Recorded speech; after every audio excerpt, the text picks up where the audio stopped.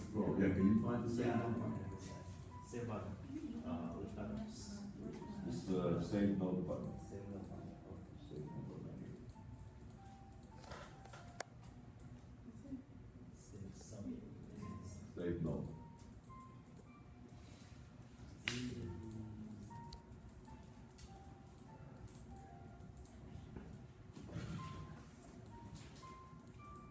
Well, you know what?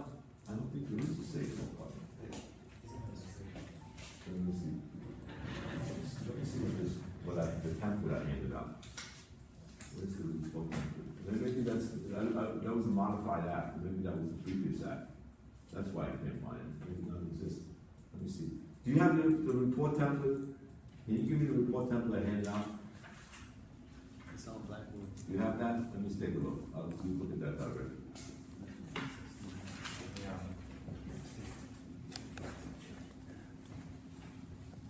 I don't think you have the report template either. So, report template. Excuse me, I got it. You got it? I have it. 1 second. Can you give this to him? Yeah. Right. Is it this one? Yeah, that's it. I think this is the one, right? This is the one, right?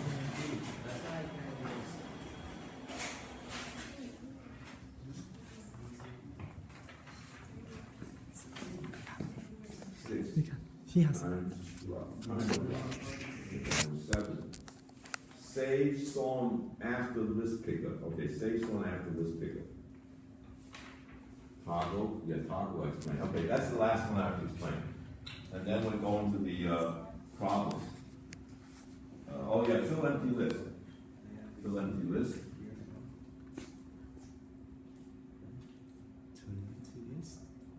Save after picking.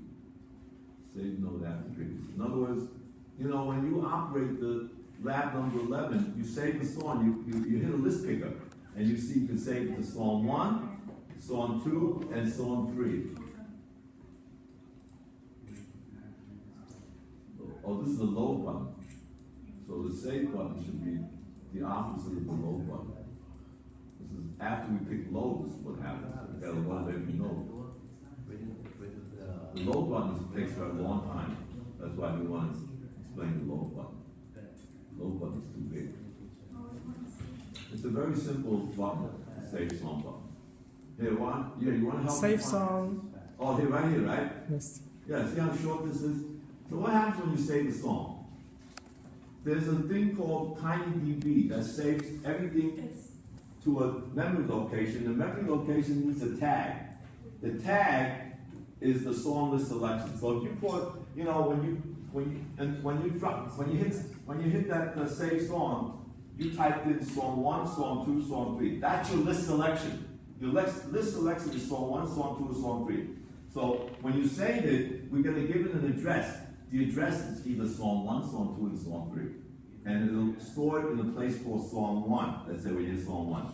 And what will it store? It'll store the entire list that you, the temporary list. Now, each time you hit a note, it adds that note to the temporary list. And this temporary list is one that changes all the time depending on the notes you entered. So let's say when you come up here, I asked you to enter 5 notes to get a verification. So that 5 notes is on the temporary list. So I'm going to save into a location called song 1, song 2, or song 3. What am I going to save? I'm going to save the entire list that the temporary list, and then I will tell you that I got it. I saved the song. You see, when you hit save song, you come back with the title. That's it. That's all it is. All right. So I saved the song. Now, the next thing I want to do is show you the do loop for the clear the list button. Clear the list. Where's that? Clear the list. The do loop. The clear list do loop. Fill empty list. Go back. Go back. You saw it? Go up. Go up. Go up. Go up. There you go. Okay. Here. This is now a list, contains a lot of items on the list. So how do you make it all go back to 0? You see, that's one of the things I did for you. I made all the lists go back to 0. Well, how do you make it all go back to 0? You can do it one at a time. That takes a long time. In other words, list item 1, set it to 0. Pick this list item 2, set it to 0. List item, that will take us a long time. Altogether we have 18 nodes, but actually I made an allowance for 30. So this does it in one block. So what it does, it says, I want to start with a number. This number is a variable. This variable is local only to this doodle. In other words, this number is not an outside variable you create. It's a variable that's created by the doodle itself. So this variable number will go from 1 to 30 in steps of 1. All right? And what will it do? It will, each time it'll go through 30 times. Each time it goes through, it'll increment the number by 1. So it takes the global list you want to empty out, get the number. The number is a variable, so it starts with 1. Index will be 1. And what will you put into it each time? What are you going to put in each time? What am I putting in? 4 zeros. 4 0. So this will now, the next time it comes around, the number will be 2. I put in 4 zeros. The number will be 3. I keep on putting 4 zeros in until I reach the number 30. So I clear the whole list in one instruction. It's much faster. So a lot of scientific programs use this all the time. So now I'm going to do a calculation. I'm going to do one calculation for you using a doodle. This one is, listen carefully. This one can sound very complicated, but it's not really complicated. Right here. Which one is it? I'll be doing this one for you. I'll do the hard one. Yeah, this one here. I'm going to do this one. See this one? All right.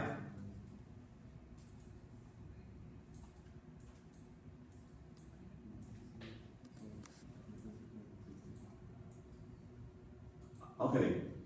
I start by setting this variable. This is a variable called global sum. Global sum starts at 1. What will the loop do? The loop will go from 2. The loop will go from, where's the loop? Oh, the loop will go from 2 to 4 in steps of 1. So the loop only does 2, 3, and 4. 2, 3, and 4. So what will happen each time the loop goes through? I will take the number, which starts out at 1, multiply, I will take the sum, which starts out at 1, multiply it by number, and store it back in the sum. Then I'm going to do it again, but remember, sum starts out at 1. When I do it the second time, sum will no longer be 1. What will sum be? Sum will be 1 times what? 2. 2. So what will sum be? 2. So I show both graphically right here. Here's what it is. We start with the sum equal to 1. That's the global number. Then, the first time it does it, the sum will be 2. This is the original number multiplied by 2 equals 2. Now the number is 2. But the next number is 3. 2 times 3, the sum will be 6. Now the sum is 6. 6 times 4. Remember, 2, 3, and 4. So the final answer is what? 24. 24. All right? The 24 is the final answer for that one. So you have to figure out, that's how it works. It steps through the number and carries out the operation. So you can actually set up to do n factorial. In other words, you can calculate n factorial using a doodle. From 1 to n, multiply it by the next number, and it'll give you n factorial. So copy this down. No, this is the original global number is 1. So it's 1 times 2. But the new global number is 2. But the new global number is used for the next one to create an even newer one. 2 times 3. Then it's 6. 6 times 4, and your final answer stops at 24. So that when you run through this loop, 24 will be good. All right. So there's one more thing I have to go over, and then you should be able to do a good job on this report. And that's how the segment works. So let's look at the segment. Let's look at the one. I'm not gonna get the exact answer for you. Let's look at the one that I had used in the template, in the report template itself. So look at the report template. The other side of the report template.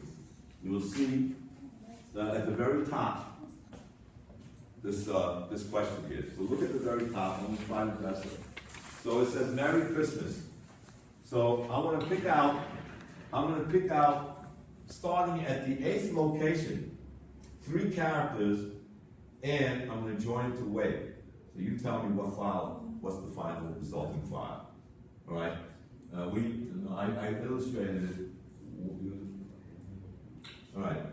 Then we're gonna figure out a clock interval, and you're gonna actually give me the answer in seconds. So you have to make sure you convert milliseconds to seconds. We're gonna use segment. This time, I wanna pick out, starting at the 4th position, only a single digit. I'm gonna pick, sometimes I can pick out 2 digits, but I'm picking a single digit out in the 4th position. I'm gonna multiply by 100. And you tell me what the resulting time in seconds is. In other words, it was 800 would be 8/10 of a second. All right? So basically that's it. You just have to know exactly how segment picks out things from a string of text. All right? That's an easy problem. All right? The do loops are a little harder, and I will go over it again for the final exam review next week. All right? All right, now I will turn on your computer. So you're going